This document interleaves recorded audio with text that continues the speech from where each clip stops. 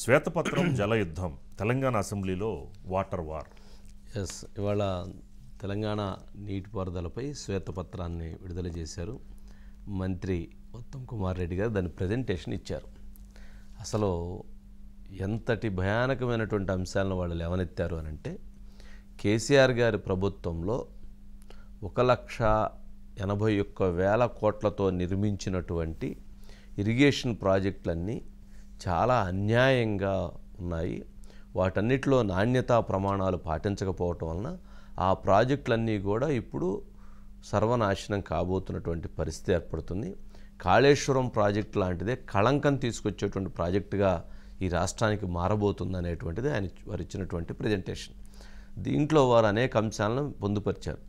మేడిగడ్డ ఏదైతే ఇప్పుడు క్రాక్స్ ఇచ్చిందో అది మనం చూస్తున్నాము. అన్నారం ప్రాజెక్టు కూడా క్రాక్స్ ఇచ్చింది అని ఆ విజువల్ ప్రజెంటేషన్ చేశారు. ఆ విజువల్ అదే. అన్నారం ప్రాజెక్టు కూడా లీక్ అయిపోయి వాటర్ వెళ్ళిపోతుంది. జనరల్గా ఒక ప్రాజెక్టులో అంత పెద్ద పెద్ద ప్రాజెక్టులో అట్లా వాటర్ కానీ లీక్ అవటం మొదలు పెడితే తర్వాత అది పెద్దదవుతుంది. ఎందుకంటే ప్రవాహాన్ని ఆపాల్సినటువంటి ప్రాజెక్ట్స్. అలా అయితే అది ఎప్పుడైనా అది డ్యామేజీ జరిగేటువంటి పరిస్థితి. మనం మేడిగడ్డది కూడా చూస్తే ఆ క్రాక్స్ కూడా చాలా పెద్ద క్రాక్స్గా కనపడుతూ ఉన్నాయి. మరి ఇటువంటి పరిస్థితి ఉన్నప్పుడు 2 ప్రాజెక్టులు కూడా మొత్తం కాళేశ్వరం ప్రాజెక్టే కళంకం తీసుకురాబోతుంది. అలాగే మిగిలినటువంటి ప్రాజెక్టులు కూడా ఎక్కడ నాణ్యతా ప్రమాణాలు పాటించట్లేదు, పూర్తిగా అవినీతిమయంతో జరిగినటువంటి ప్రాజెక్ట్స్గా ఉన్నాయని చెప్పిన వారు దాన్ని ఎస్టాబ్లిష్ చేశారు. దానికి హరీష్ రావు గారు కౌంటర్ ఇచ్చారు. మేము చేసినటువంటిది మంచిగా చేశాము, కానీ వీరే కావాలని చెప్పిన వాటి మీద బురదజల్లేటువంటి ప్రయత్నం చేస్తున్నారు. నీటిపారుదల పైన మాకున్నటువంటి శ్రద్ధ వీరికి లేదు అని చెప్పని జరగాల్సినటువంటి వాడివేడి యుద్ధం జరిగింది.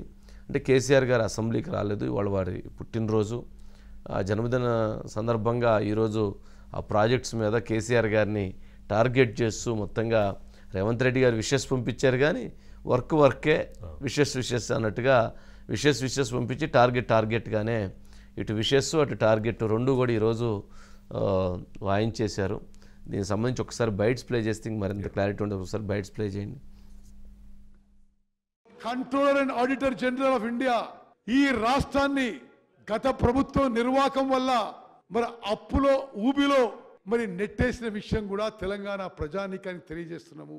ఈ మధ్యకాలంలో కొంతమంది పెద్ద మనుషులు మేడిగడ్డ, అన్నారం, సుందిల్లా బ్యారేజ్లు మేము రిపేర్ చేస్తుంటారు. చాలా స్పష్టంగా ఈ శాసనసభ ద్వారా ప్రకటిస్తున్నాము. కొత్తగా నిన్న రాత్రి నుంచి అన్నారం బ్యారేజ్లో కూడా లీక్ పెద్దగా మరి డ్యామేజ్ జరిగే ప్రమాదం స్పష్టంగా అవపడుతుంది.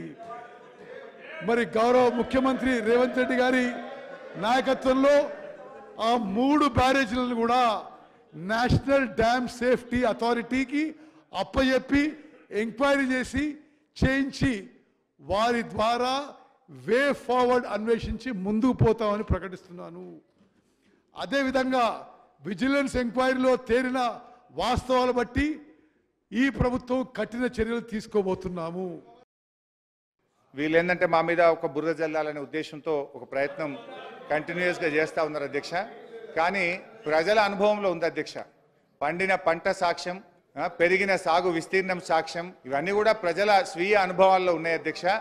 మీరు అసెంబ్లీలో మా మీద బురద జల్లినంత మాత్రాన ప్రజలకు అంతిమంగా నీళ్ళు వచ్చినాయా లేవా, పంట పండిందా లేదా అనేది రాష్ట్ర రైతులు గమనిస్తారు అధ్యక్ష.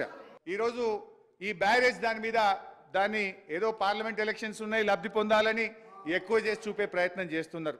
అఫ్కోర్స్ ముఖ్యమంత్రి గారి ధోరణి అయితే ఎట్లుందంటే, ఆయన ఆ మధ్య స్టేట్మెంట్ ఇచ్చారు సీఎం గారు, కేసీఆర్ గారి ఆనవాళ్లు లేకుండా చేస్తా అంటే ఆయన చేసిన మంచి పనులు ఏవి రేపు ప్రజలు గుర్తుంచుకోకుండా చేస్తా అనేటువంటి ఒక దాంతో ఆయన డిసైడ్ అయి ఉన్నాడు. నాకు డౌట్ కూడా వస్తూ ఉంది, వాళ్ళు ఈ బ్యారేజీలు కూలిపోవాలని ఉద్దేశపూర్వకంగా ఆలస్యం చేస్తున్నారనే అనుమానం కూడా కలుగుతూ ఉంది.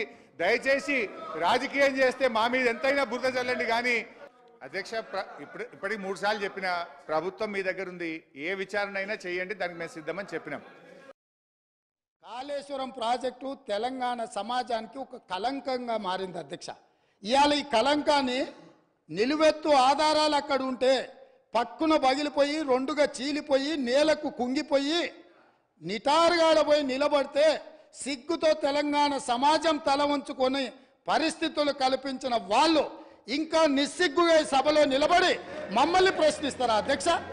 తెలంగాణను వీళ్ళని నమ్మి వీళ్ళ చేతిలో పెడితే 10 సంవత్సరాల దివాలా తీయించి కొల్లగొట్టి ప్రాజెక్టులు పక్కున బలిగిపోతుంటే దాని మీద క్షమాపణ చెప్పకుండా ఇంకా ఎదురుదాడి ఏంది అధ్యక్ష?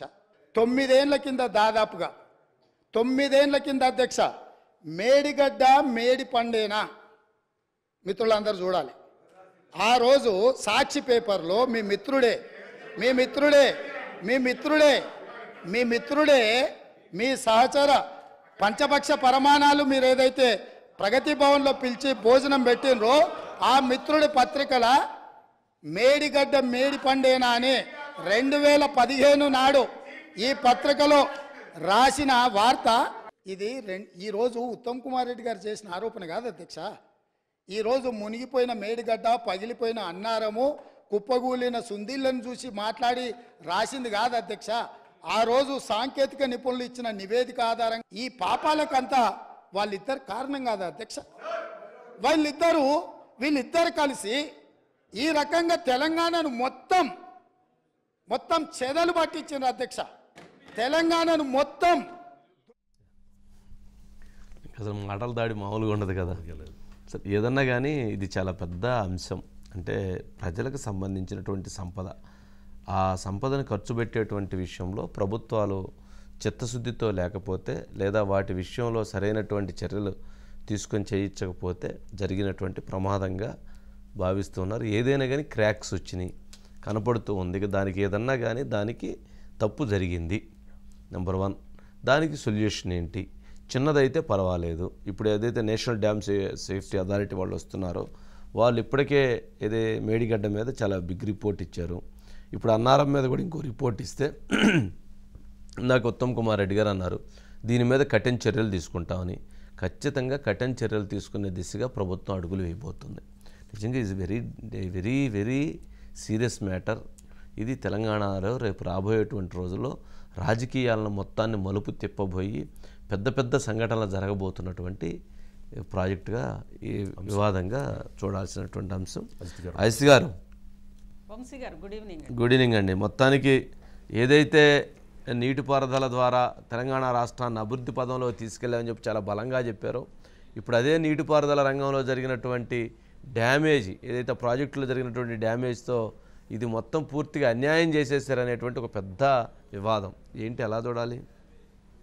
వంశీ గారు, అంటే ఇప్పటి వరకు కూడా బీఆర్ఎస్ ప్రభుత్వం కానీ కేసీఆర్ కానీ తన అభివృద్ధికి ఒక నమూనాగా లేదా ఒక ఐకాన్గా చెప్పుకునేది కాళేశ్వరం ప్రాజెక్టు. వంశీ గారు, కాళేశ్వరం ప్రాజెక్టు తోటి అంటే ఉత్తర తెలంగాణ నుంచి దక్షిణ తెలంగాణ వరకు చివరికి కోదాడ వరకు కూడా కృష్ణా చివరి పరివాహక ప్రాంతం వరకు కూడా మొత్తం నల్లగొండతో సహా అటు కరీంనగర్, ఆదిలాబాద్, మెదక్ దగ్గర నుంచి నిజామాబాద్ దగ్గర నుంచి నల్లగొండ వరకు కూడా ప్రతి చివరి ఆయుకట్టు వరకు కూడా మొత్తం పచ్చదనము, అదేవిధంగా లక్షల ఎకరాల్లో బంగారు పంటలు పండుతున్నాయని చెప్పిన కాళేశ్వరాన్ని ఒక రకంగా సగర్వంగా దేశం మొత్తంలో కూడా తెలంగాణ వచ్చినాక ఏం సాధించామంటే కాళేశ్వరం ప్రాజెక్టు సాధించామని చెప్పుకునే కాళేశ్వరాన్ని ఈరోజు శాసనసభ సాక్షిగా ముఖ్యమంత్రి గారు కాళేశ్వరం తెలంగాణ వరప్రదాయని కాదు, కాళేశ్వరం ప్రాజెక్టు ఒక కళంకం అని చెప్పేశారు వంశీ గారు.